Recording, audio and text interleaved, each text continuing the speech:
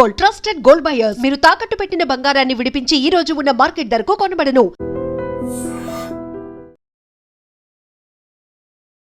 Big breaking.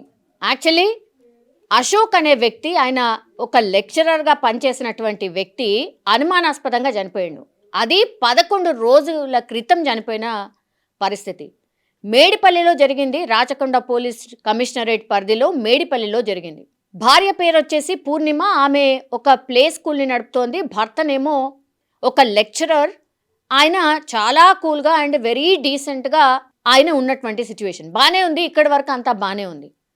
కానీ గతంలో అంటే 4-5 ఏళ్ల క్రితం వాళ్ళు బోడుపల్లెను ఇంకో ప్లేస్లో ఉండేటోళ్ళు.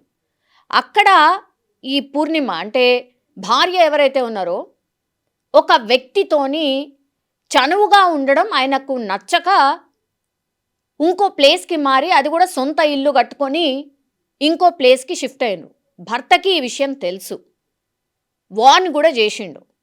తీరా చూస్తే ఎవరు ఏంటి అన్నప్పుడు ఆయన అంటే ఎవరైతే భార్య దగ్గరగా సన్నిహితంగా మూవ్ అయినటువంటి పర్సన్ని ఏం పని చేస్తాడు అని అంటే ఒక కూలీ పని చేసిన ఆయనతోని అసలు నీకంత క్లోజ్ ఎందుకు అని మందలించిండు భార్యని.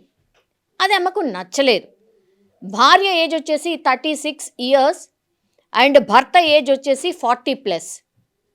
ఇది నచ్చక మందలించి ఆ తర్వాత కూడా ఇంకో ప్లేస్కి మూవ్ అయి బాగానే ఉన్నటువంటి సిచ్యువేషన్లో ఈ ఎవరైతే నేను ఇంతకుముందు చెప్పినట్టుగా 22 సంవత్సరాల వ్యక్తి ఎవరైతే ఉన్నారో, ఈ వర్కర్ ఎవరైతే ఉన్నారో, మళ్ళా అతన్ని కూడా ఆ పక్కనే అంటే వీళ్ళు షిఫ్ట్ అయిన ప్లేస్కే రప్పించుకొని ఇట్లనే క్లోజ్గా ఉండడం మళ్ళీ భర్తకు నచ్చలేదు. దీంతో అక్కడ కూడా వీళ్ళిద్దరికీ గొడవలు జరిగేవి. అండ్ నాకు ఇది నచ్చట్లేదు, నువ్వు మార్చుకోవాల్సిందే అని చెప్పినప్పటికీ కూడా ఇక ఇన్ని టైమ్స్ నా భర్త ఊరికే పోరు పెడుతున్నాడు, ఇక లాభం లేదు, అడ్డు తొలగించుకోవాలి అని ఫిక్స్ అయింది భార్య.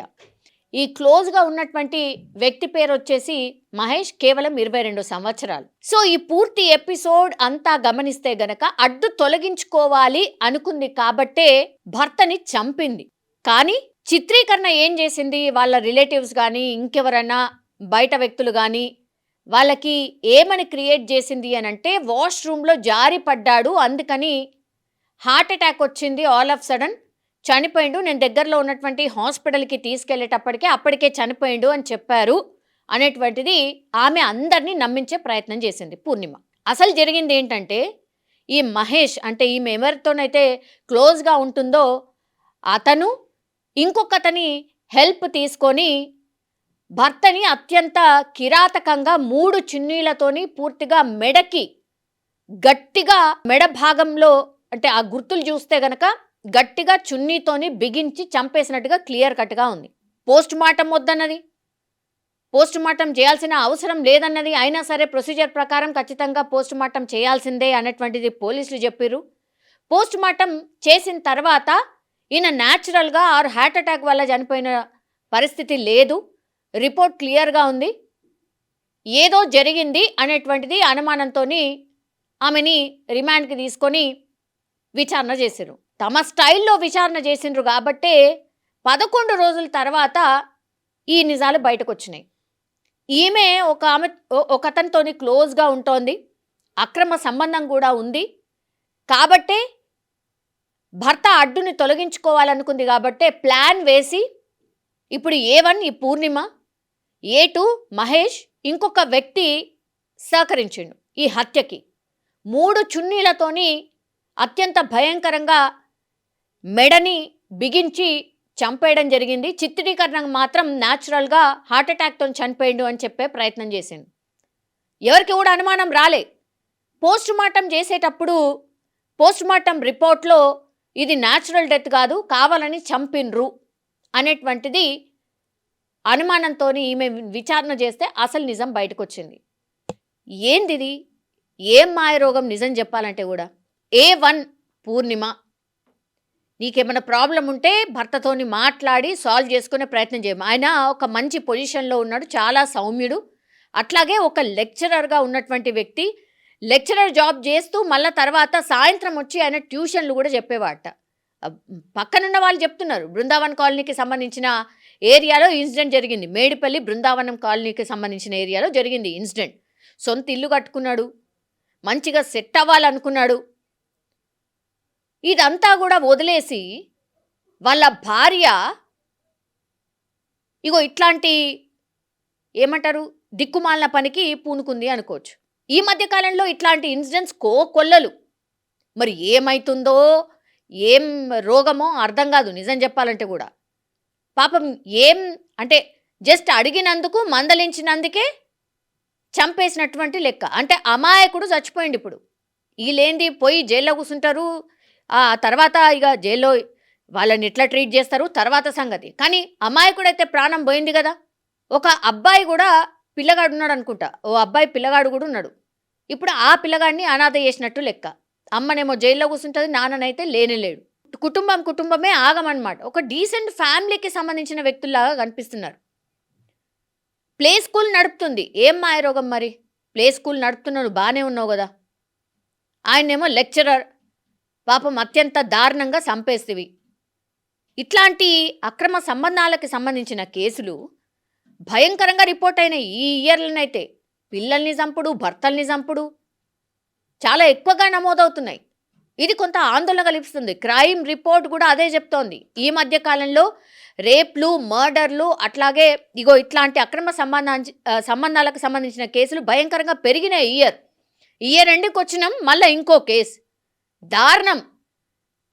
మేడిపల్లి పోలీస్ స్టేషన్ పరిధిలో ఇది జరిగింది. డ్రామా చేయడానికి ట్రై చేసింది కానీ పోలీసులు వాళ్ళ స్టైల్లో ఎట్లా విచారణ చేయాలనో అట్లా విచారణ చేసిర్రు. తీరా చూస్తే బయటపడినటువంటి సిచ్యువేషన్. లాస్ట్కి వస్తే వీళ్ళు ముగ్గురిని తీసుకుపోయి ఇప్పుడు పోలీస్ స్టేషన్లో కూర్చోబెట్టిరు. వాళ్ళకి ఏ శిక్ష పడాలనో పడుతుంది, కానీ అత్యంత త్వరగా వెయ్యాలి, అత్యంత కఠినంగా శిక్షించాలి.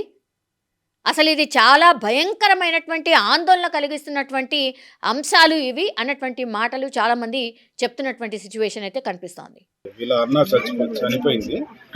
వీళ్ళ పెద్దన్న మాకు ఫోన్ చేసిన 4 minutesకి మేము ఇక్కడ ఉన్నాం పక్కన. రాగానే డెడ్ బాడీ ఇట్లా కింద పడి ఉన్నది, అంటే మంచిగా నిద్రపోయినట్టు మంచిగా పడి ఉన్నది. మాకేమో బాత్రూంలో పడిందని చెప్పినారు. కొంచెం డౌట్ వచ్చేసి మేము 108 ఫోన్ చేసినాం. 108 అంబులెన్స్ రాగానే హాస్పిటల్ తీసుకుపోయారు, మల్కాజ్గిరి గవర్నమెంట్ హాస్పిటల్ అన్నారు. ఇక అక్కడ పోస్ట్ మార్టంలు అవన్నీ చేస్తుంటే వాళ్ళ భార్య ఆపింది, పోస్ట్ మార్టం చేయొద్దు, ఎందుకు అవసరం అది ఇట్లానే ఆపినారు. ఇంకా ఎవరో ఉండే అంట, అది మాకు క్లియర్గా తెలియదు, 3rd person. పోస్ట్ మార్టంలో ఇక అన్నీ చేసి పోలీస్ ఎంక్వైరీ అవన్నీ చేసి ఒక రోజు వచ్చినారు కూడా. చనిపోయిన నెక్స్ట్ డే పోలీసు వాళ్ళు వచ్చి ఎంక్వైరీ కూడా చేసినారు. చేసి ఇక ఇప్పుడు ఈ రోజు ఇంట్రోగేషన్ 11 days గురించి ఆగారు, వచ్చి పట్టుకుని వెళ్ళారు. ఈవెన్ కూడా తీసుకెళ్లారు కస్టడీలో. మర్డర్ అనేది ఎప్పుడు తెలిసింది మాకు? మర్డర్ అన్నది క్లియర్ ఇన్ఫర్మేషన్ నిన్న, అంటే పోస్ట్ మార్టం రిపోర్ట్ రాలేదు కదా, కానీ బాడీని చూస్తే మాకు తెలిసింది అది దెబ్బలు తగిలిన బాడీ, హార్ట్ అటాక్ వచ్చిన బాడీ అయితే కాదు. ఆ డౌట్ వచ్చే మేము అంబులెన్స్ ఎక్కించి పంపించాము, ఆడ పోస్ట్ మార్టం చేస్తేనే తెలుస్తుంది అని. కానీ ఈమె పోస్ట్ మార్టం వద్దని ఆపింది. కానీ లాస్ట్కి పోస్ట్ మార్టం అయితే తీసుకెళ్లారు, కాకపోతే మాకు బాడీ రావడం కూడా లేట్ అయింది. ఆ పోస్ట్ మార్టంలో డౌట్ వచ్చి ఆపారు, బాడీ రిలీజ్ చేయడానికి కూడా మాకు టైం తీసుకున్నారు. దాని తర్వాత ఈ ప్రాసెస్ అంతా ఇంకా దినాలు అవన్నీ అయ్యేలోపు నిన్న 11 days అయింది. 11 days వరకు వాళ్ళు వెయిట్ చేశారేమో, ఇంట్రోగేషన్ అయింది, ఇక పట్టుకొని ఆమెను కూడా తీసుకెళ్లారు. ఇప్పుడు మీ కజిన్ అంటున్నారు కదా, ఇంతకుముందు ఏమైనా హార్ట్ స్ట్రోక్ అలాంటిది ఏమైనా వచ్చింది? అన్నయ్యకి ఏ హ్యాబిట్ లేదు, ఏ అలవాటు లేదు, ఏ హెల్త్ ప్రాబ్లము లేదు. ఆయన నా సిగరెట్ తాగడు, డ్రింక్ తాగడు, ఆఫీసు ఇల్లు, మళ్ళీ డయట్ మెయింటైన్ చేస్తాడు. ఆయనకి ఏ అలవాట్లు లేవు. దాన్ని బయటికి రానియొద్దు, దాన్ని చంపేయాలి, అది జైల్లోనే సావాలి. అదే మాకు కావాలి. లైఫ్ మొత్తం లైఫ్ డెత్ దానికి అక్కడే ఉండాలి, బయటికి రానియకుండా చూసుకోండి. లేదంటే ఇంకొకరు చేస్తారు ఇలానే మా అన్నలాగా. ఆమెనే యాక్సెప్ట్ చేసింది రాత్రి, ఆమె యాక్సెప్ట్ చేసిన తర్వాతనే మేమే ఆశ్చర్యపోతున్నాం, ఇదేంది ఇట్లా చేసిందని. ఆమె ఒకతే చేసిందంట, వెనకాల ఎంతమంది ఉన్నారో తెలీదు. ఇంట్రోగేషన్ నడుస్తుంది, మరి 3rd person ఉన్నారా లేకపోతే వాళ్ళిద్దరు చేశారా అన్నది. మా హస్బెండ్తో మాట్లాడేది. మేము కూడా ఇల్లు అప్పుడే కట్టినాం, వాళ్ళది మాది ఒకేసారి. అట్లా ఆయనే మాకు ఇల్లు మెటీరియల్ కానీ ఏదైనా హెల్ప్ చేయడం, ఆయనకు మా హస్బెండ్ అడిగితే ఏదైనా చెప్పడం, అట్లా తెలిసి మాకు ఆయన మాట్లాడేది. అట్లా తెలుసు. ఆమె ఇల్లు కట్టినాక వచ్చింది ప్లే స్కూల్ అని నడిపిస్తుంది, ఈవినింగ్ ట్యూషన్స్ చెప్తుంది, శారీస్ కూడా అమ్ముతుంది, మంచిగా చేసుకుంటుంది బిజినెస్ అని అనుకున్నాం. కానీ ఏమనేది మాకు తెలియదు. దాదాపు ఎన్ని సంవత్సరాల నుంచి ఉంది ఆమె? ఆమె ఇక్కడికి వచ్చి 3 years అయిపోయింది, 3.5 years అయిపోయింది. నిజంగా ప్రస్తుతం ఉన్నటువంటి సమాజం దేనికి ప్రయారిటీ ఇస్తుంది? ఆర్థిక సంబంధాల చుట్టూ మాత్రమే తిరుగుతుంది. మళ్ళీ ఎన్నికలంగానే చాలా విరక్తి కలుగుతాను. మంచి అనిపిస్తుంది కదా, లేడీస్ కూడా ఛాలెంజింగ్ జాబ్స్ చేసినప్పుడు చాలా బాగుంటది. ట్రాఫిక్ అసిస్టెంట్స్ గా నియమించిన ట్రాన్స్జెండర్స్ అందరితో సాల్యూట్ చేయించుకుంటున్నారు. ఫుడ్ డెలివరీ ఇవ్వటానికి వెళ్ళినటువంటి డెలివరీ బాయ్ అనిల్ పై కళ్ళ ముందు